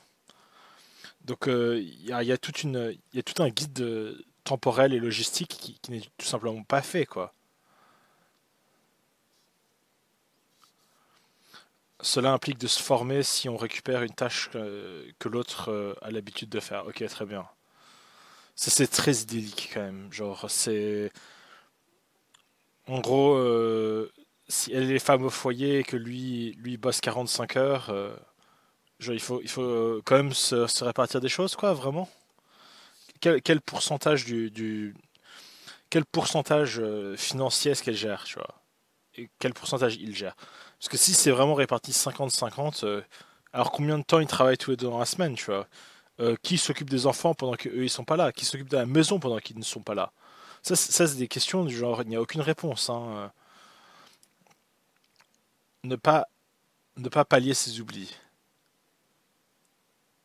Ah, c'est oubli, oubli 101 hein. C'est vraiment le mec qui oublie à chaque fois. Non, plus rien de propre. Bon, je lave que mes fringues. Sinon, il risque de se confronter. Non, il risque de se confronter dans un effort, dans un renforcement négatif. Bon, ça c'est vrai, oui, mais comment dire? Il n'y a pas de moment où, comment dire? Il y a pas de clémence entre les gens aussi. Ça, c'est vraiment. Genre, s'il y a quelque chose à faire et que la personne n'est pas là, alors il faut pas la faire, d'accord, très bien. Mais après, quand tu finis par tout faire, ben, tu finis par être aigri et chiant, quoi. Genre, c'est. Comment dire, c'est pas un truc très gagnant. 2 secondes, on va voir les autres solutions que Emma nous propose. Comme d'habitude, ça peut prendre du temps à s'installer. Ça, c'est faux, il faut l'installer dès le début. Donc, au début, il faut s'accrocher. Non, au début, il faut juste dire répartir les tâches dès le début. Et puis, on peut renégocier après s'il y a vraiment des changements dynamiques. Les hackers s'appuient beaucoup sur les non-dits. Ok, ça, c'est faux, il faut dire les choses, il faut être clair. Les, les- les gens, il y a beaucoup de gens qui disent oui, il y a des choses qui sont pas faites, mais très souvent, ils ne communiquent pas les choses qu'ils veulent voir, quoi. Si tu communiques pas les choses que tu veux voir, genre, comment dire, tu vois, c'est un peu comme les, les, les femmes qui sont genre oui, j'aimerais bien que mon mec s'ouvre émotionnellement, mais et, en fait, comment dire, au niveau des émotions, les choses très souvent, je pense qu'elles devraient rester non dites. Mais au niveau des tâches pragmatiques, avoir des non-dits, c'est vraiment très mauvais. Si les responsabilités sont clairement énoncées, ça ne sera plus possible pour eux de prétendre ne pas savoir. Petit à petit, les tâches de votre partenaire pourront sortir de votre champ de responsabilité et vous ne les verrez même plus, tandis qu'il se les appropriera. Et si ce n'est pas le cas, ben c'est peut-être qu'il n'a pas vraiment eu l'intention de prendre part, à moins vous saurez à quoi vous en tenir. Alors ça c'est très vrai, mais la question est toujours la même. Si le mec ne fait pas le ménage et qu'il est super chiant à la maison, pourquoi tu es dans une relation avec lui? Pourquoi? Et toi que tu réponds pas à ça, bah c'est un peu incomplet quoi, c'est un peu du foutage de gueule. Là, si votre partenaire est un de ceux qui ne voit pas de problème à vivre dans le bordel ou considère vos services domestiques comme acquis, vous risquez de vous épuiser à tenter de le faire changer sans succès. Ouais, en fait, comment dire, il y a une chose sur le changement qui est très importante, c'est que pour changer, en fait, il faut vouloir changer. Et il y a beaucoup de gens qui pensent qu'ils peuvent venir et prendre quelqu'un et le changer à leur guise, alors que c'est complètement faux, en fait. Si tu veux que quelqu'un change, habituellement, il faut que cette personne soit malheureuse et que tu lui proposes une solution pour qu'il devienne plus heureux. Mais si le mec est très heureux à que tu sois son larbin domestique parce que lui c'est ton larbin au travail et qu'il travaille 70 heures, c'est pas la même chose. Il existe d'autres stratégies, d'accord. On va voir les stratégies de genre une fois que ton mec il revient du taf après 60 heures de travail dans la semaine, quand il est là le week-end et qu'il est tout fatigué, qu'il a mal à la tête, voilà les choses auxquelles il va être confronté par des femmes qui travaillent à mi-temps dans un travail qu'ils ont choisi. Voilà. Schtack. Jouer pleinement la carte de la charge mentale. Si Jean-Martin est un de ceux qui ne font que ce qu'on leur demande, investissez à fond le chef de le chef. Chef avec what the fuck is this? Qu'est-ce que c'est que ça? Le rôle de chef de projet, ouais, de projet, ouais, ouais, chef de projet. Ouais, en fait, on appelle ça une ménagère, hein. Ouais. Euh, Je peux faire quelque chose pour t'aider. Ouais, maintenant Jean-Martin il est black, hein. Black et chauve alors qu'avant il l'était pas. Ouais, ben puisque tu le demandes, fais lancer cette lessive. Après tu pourras aider les enfants à faire leurs devoirs et préparer le repas. Je pars au sport. Je te note tout ça sur une liste. Merci mon cœur. Donc en gros, la meuf, genre, quand tu lui demandes si tu peux l'aider un peu à faire un truc, elle te donne tout et elle part faire des activités ludiques. Qu'est-ce que c'est que ça, quoi? Qu'est-ce que c'est que ça? Après, ça va être la même chose, hein. Le mec, il veut plus jamais parler à sa femme, genre. Quelle mauvaise idée, cette stratégie. Vous payez. Ah, si vous faites une part de travail domestique pour votre conjoint, il y a une forte probabilité pour que ça soit aussi vous qui gériez les finances du foyer. Alors, 4 heures de ménage et 10 heures de travail parental, disons 15 € de l'heure, ta. Et si ça vous met mal à l'aise, ou si vous voulez en savoir plus, je vous invite à lire ma BD Michel, d'accord? C'est un placement de produit, là. J'ai mis à la place un produit. Ouais, au fait, comment dire?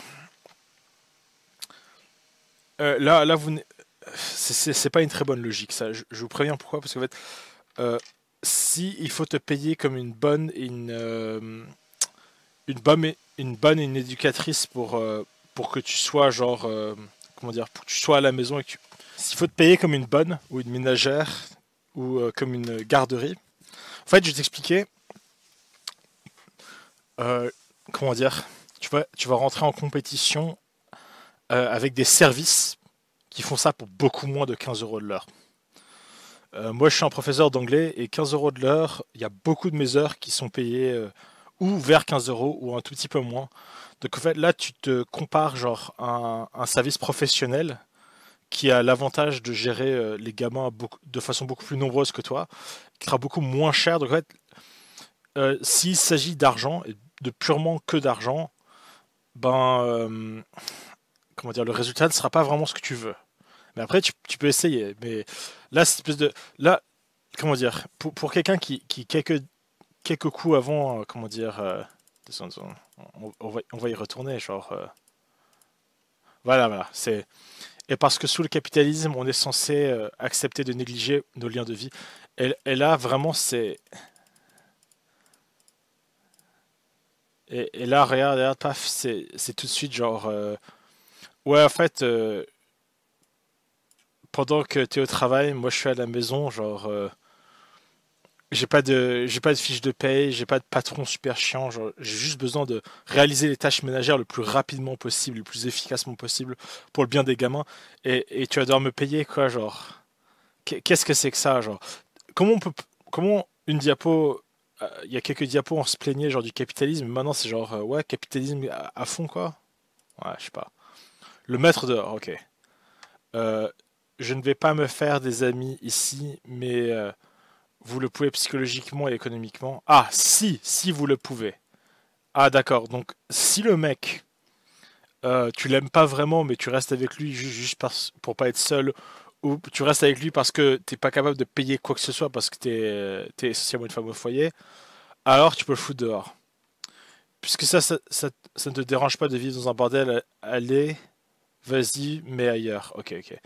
Ça peut valoir le coup de vous demander si vous avez vraiment besoin d'un enfant de plus à la maison. D'accord, très bien. Donc si le mec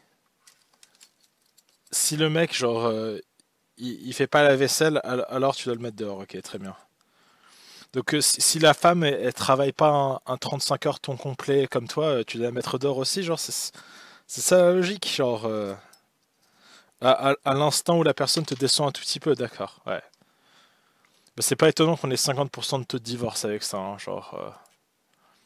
Bon, comme je le disais, ces pistes ne peuvent que pallier un problème plus global qui est enraciné de longue date dans notre culture patriarcale. D'accord, très bien. Patriarcale, oui, je ne sais pas.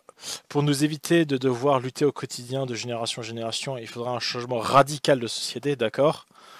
Donc, au lieu de juste négocier ça en tant qu'individu dans le cadre familial, il faut que l'État s'en mêle, où les artistes et les médias, d'accord, les gens qui nous ont fait élire Macron, réfléchissent aux idées qu'ils véhiculent sans crier à la cancel culture. Un autre mot en anglais, où l'école aurait des moyens vraiment inclusifs, d'accord, cool. La solution, c'est de faire quelque chose à l'école d'inclusif, très bien, l'école n'est pas apparemment pas déjà assez inclusif, où notre travail servirait à la collectivité, oui, parce que quand tu es à la maison et que tu t'occupes de tes enfants et des tâches ménagères, tu ne sers pas la communauté.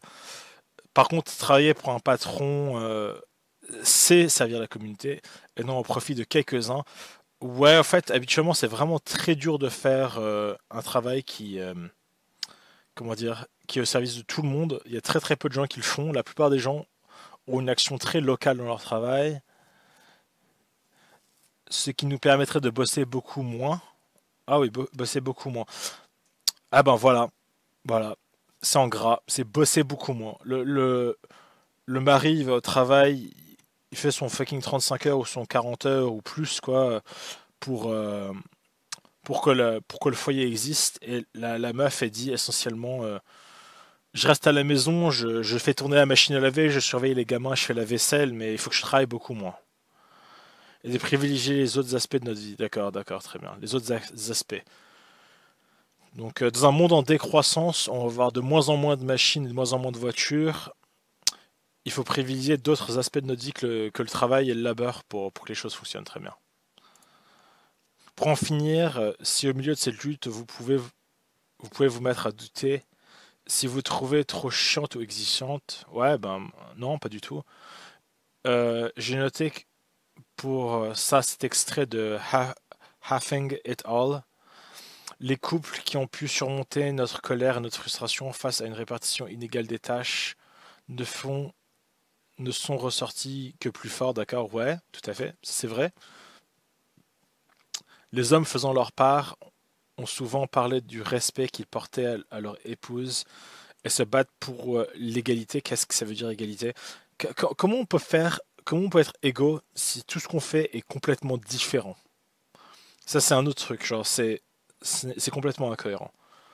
Voir son partenaire comme une personne juste. Euh, Vous savez que la justice et l'égalité, c'est pas la même chose. La justice, c'est quelque chose d'équivalent. L'égalité, c'est des choses qui sont véritablement équivalentes. Ouais, gardez-le dans un coin, d'accord. Très bien, très bien. J'aime bien comment c'est la dernière diapo, et c'est supposément la plus intéressante et importante, mais c'est celle qu'on met en dernier, d'accord. Ok, très bien.